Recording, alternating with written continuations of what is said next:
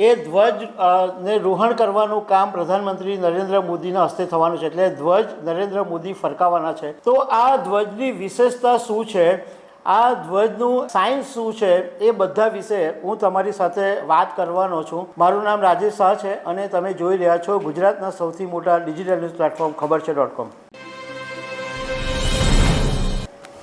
અયોધ્યા ફરી એકવાર ચર્ચામાં આવી ગયું છે, કારણ કે 25 નવેમ્બર 2025ના દિવસે પ્રધાનમંત્રી નરેન્દ્ર મોદી રામ મંદિર પર ધ્વજ ફરકાવવા માટે આવવાના છે અને શ્રી રામ જન્મભૂમિ ટ્રસ્ટ છે એણે બધી તૈયારીઓ જોરશોરથી શરૂ કરી દીધી છે.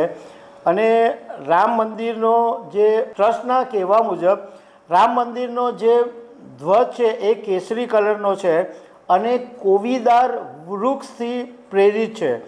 અને આ વૃક્ષ છે જે કોવીદાર વૃક્ષ એનો વાલ્મીકી રામાયણની અંદર પણ ઉલ્લેખ છે. આ ધ્વજ ઉપર સૂર્ય, ઓમ અને કોવીદાર વૃક્ષનું જે પ્રતીક છે એ અંકિત હશે. અને આ ટ્રસ્ટના કહેવા મુજબ આ માત્ર એક ધ્વજ નથી, પરંતુ રામાયણની આત્માનું પ્રતીક હશે અને આને ધાર્મિક ધ્વજ તરીકે કહેવામાં આવે છે.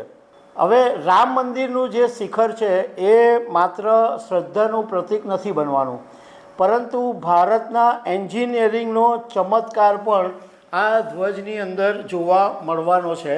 કારણ કે આ ધ્વજને એવી રીતના બનાવવામાં આવ્યો છે કે બધા મોઢામાં આંગળા નાખી જશે કે આટલું જબરજસ્ત એન્જિનિયરિંગ ભારતની અંદર છે.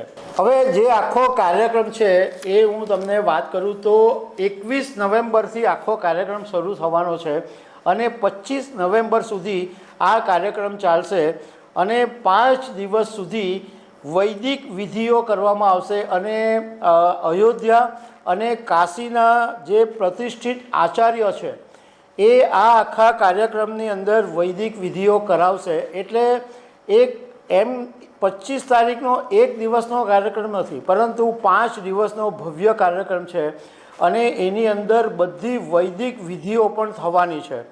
હવે આ તમને ધ્વજ વિશે વાત કરું કે તમને એ જાણવામાં રસ હશે કે આ ધ્વજની અંદર એવી શું ખાસિયત છે.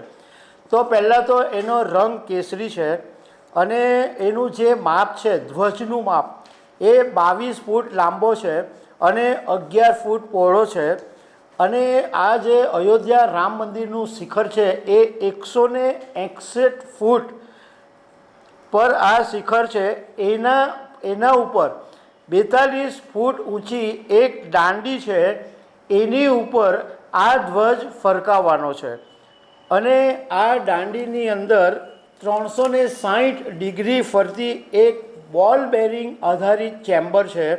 અને આ ધ્વજનું જે ખાસિયત છે એની મહત્ત્વ એટલા માટે છે કે ધારો કે 60 કિલોમીટરની ઝડપે પણ પવન ફૂંકાય તો પણ આ ધ્વજને કોઈ અસર નહીં પડે. એટલે આ ધ્વજ ઉડી નહીં જાય કે આ ધ્વજને કોઈ પણ પ્રકારની અસર નહીં થાય.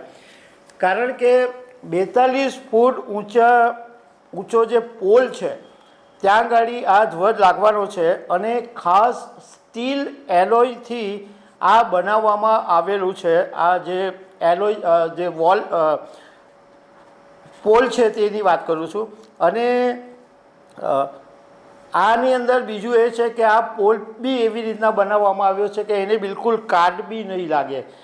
આ જે ધ્વજ છે એને એક વિશેષ ધાર્મિક કપડામાંથી બનાવવામાં આવેલો છે, પરંતુ હજુ સુધી ટ્રસ્ટે આ ધાર્મિક કપડાની જે વિગત છે એ ડિસ્ક્લોઝ નથી કરી.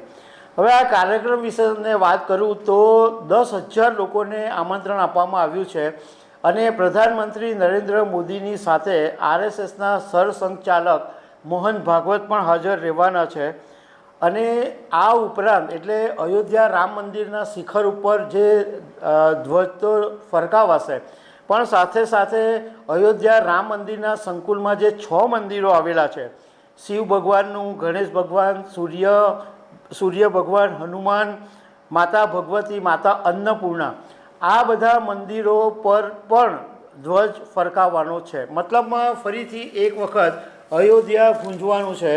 પણ આ વખતે કદાચ ખાસ એક વાત એ છે કે જ્યારે 22 જાન્યુઆરી 2024ના દિવસે પ્રાણ પ્રતિષ્ઠાનો કાર્યક્રમ હતો ત્યારે એને લોકો રાજકારણ સાથે જોડ્યો હતો, કારણ કે એ પછી તરત જ લોકસભા 2024ની ચૂંટણી આવવાની હતી. પરંતુ એ ચૂંટણીમાં ભારતીય જનતા પાર્ટીને જે અપેક્ષા હતી એ મુજબનો કોઈ ફાયદો મળ્યો નથી. પરંતુ આ વખતે જે 25 નવેમ્બર 2025 છે ત્યારે ઇમિડિયેટ કોઈ સામે ચૂંટણી આવતી નથી. તો દર્શક મિત્રો, આવી અનેક વાતો સાથે અમે તમને મળતા રહીશું. Thank you very much.